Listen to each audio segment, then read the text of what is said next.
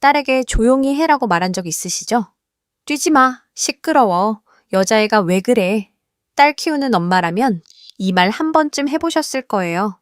그런데요, 이 한마디가 딸의 자신감을 멈추게 합니다. 엄마가 나빠서가 아니에요. 우리 모두 그렇게 배웠으니까요. 그런데 과학은 다르게 말합니다. 여자아이의 몸은 다르게 자라고 다르게 경험해야 한다고요. 오늘 영상 끝까지 보시면 나이별로 딸에게 꼭 필요한 몸 경험이 무엇인지 알게 됩니다. 6살 딸과 12살 딸, 완전히 다릅니다. 이사부가 알려주는 딸내미 교육, 오늘은 딸의 몸 이야기입니다. 저는 10년 넘게 여자아이만 가르쳐 왔어요.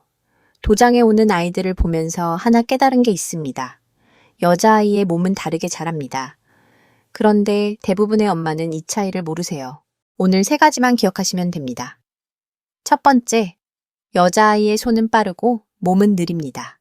여자아이는 손을 쓰는 힘, 소근육이라고 하죠. 이게 1년에서 2년 정도 일찍 발달해요. 그래서 가위질도 잘하고 글씨도 예쁘게 쓰고 종이접기도 잘합니다. 그런데 반대로 크게 뛰고 달리는 힘은 천천히 자라요. 대근육이라고 하는 건데요.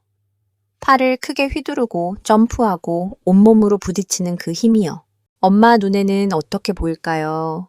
우리 딸은 손재주가 좋은데 몸 쓰는 건 싫어해. 이렇게 보이는 거예요. 그래서 자연스럽게 미술, 피아노, 발레처럼 조용한 활동을 시키게 됩니다. 그런데요, 이게 전부가 아닙니다. 두 번째, 여자아이의 눈은 색깔을 보고 귀는 더 잘 듣습니다. 한 방송 다큐멘터리에서 이런 실험을 했어요. 아이들에게 자유롭게 그림을 그리게 했더니 여자아이들은 파스텔 톤 색을 골랐어요. 분홍, 연보라, 하늘색. 왜 그런지 아세요? 여자아이의 망막에는 색깔과 질감을 잘 구분하는 세포가 더 많아요. 태어날 때부터 그렇습니다. 그리고 귀도 달라요. 여자아이는 신생아 때부터 소리를 더 잘 들어요. 그래서 말이 빠르고 온가리도 많고 엄마 말을 잘 알아듣는 것처럼 보여요. 이럴 때 엄마 마음이 어떠세요? 우리 딸은 말을 잘 알아듣네 하고 안심하시죠. 그런데 여기에 함정이 있어요. 세 번째, 잘 듣는 딸이 잘 움직이는 건 아닙니다. 딸이 엄마 말을 잘 알아듣는다고 몸으로 경험하지 않아도 되는 건 아니에요. 귀로 이해하는 것과 몸으로 익히는 것은 완전히 다릅니다. 그런데 엄마는 딸이 말을 잘 알아들으니까 굳이 몸으로 부딪히게 할 필요를 못 느끼는 거예요. 우리 딸은 말로 하면 되니까. 여기에 세상의 시선까지 더해집니다. 딸은 조용해야 해. 여자애가 왜 그렇게 뛰어다녀? 예쁘게 놀아야지. 아무도 일부러 그러는 게 아닌데 모르는 사이에 딸의 몸 경험을 막고 있는 거예요. 딸의 대근육은 원래 천천히 자라는데 기회마저 줄어들면 어떻게 될까요? 몸에 대한 자신감이 만들어질 틈이 없어지는 겁니다. 여기서 엄마에게 꼭 드리고 싶은 말이 있어요. 엄마 잘못이 아닙니다. 엄마도 몰랐던 거예요. 아무도 알려주지 않았으니까요. 우리 엄마 세대도 그 위 세대도 딸은 조용해야 한다는 세상에서 자랐어요. 엄마 자신도 그렇게 자란 거예요. 뛰면 혼나고 시끄러우면 눈치 보고 여자답게라는 말을 듣고 자랐죠. 그게 딸에게도 자연스럽게 옮아간 거예요. 엄마가 나빠서가 아니라 그게 당연한 줄 알았으니까요. 딸의 에너지는 사라진 게 아니에요. 뚜껑이 닫힌 것뿐이에요. 열어주기만 하면 됩니다. 태권숲에 오시는 엄마들도 처음엔 다 같은 말을 해요. 우리 딸이 이렇게 큰 소리를 낼 수 있는 아이인 줄 몰랐어요. 엄마들이 늘 놀라세요. 몰랐던 게 당연해요. 기회가 없었으니까요. 그런데 지금 이 영상을 보고 계신 엄마라면 이미 달라지고 있는 거예요. 딸에게 뭐가 필요한지 찾고 계신 거니까요. 그러면은 어떻게 해야 할까요? 나이별로 다릅니다.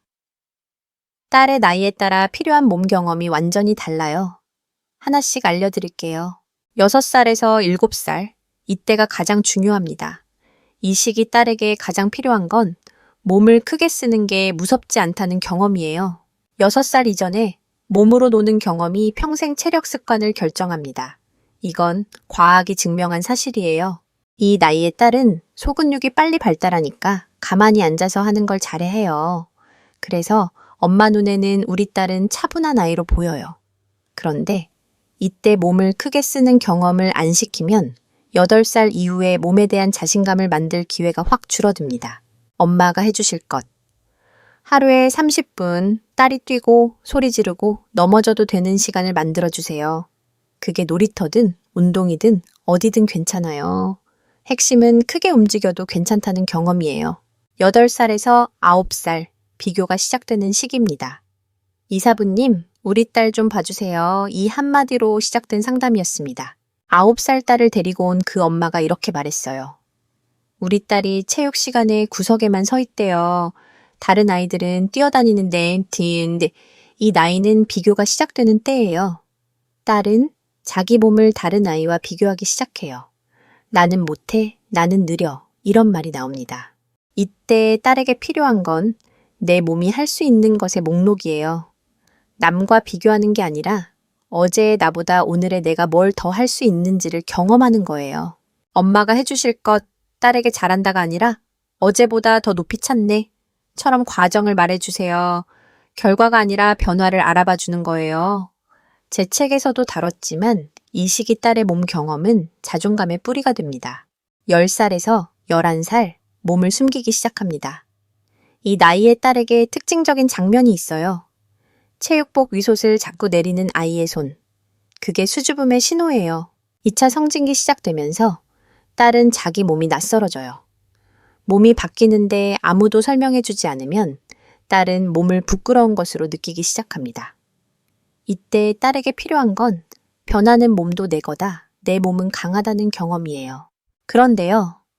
다시 한번 말씀드릴게요. 이 경험은 남의 시선이 없어야 가능합니다. 태권숲에서 제가 매일 보는 장면이 있어요. 처음 오는 11살 아이들 거울 앞에서 옷을 잡아당기고 팔을 올리기 싫어해요. 그런데 여기는 여자아이만 있으니까요.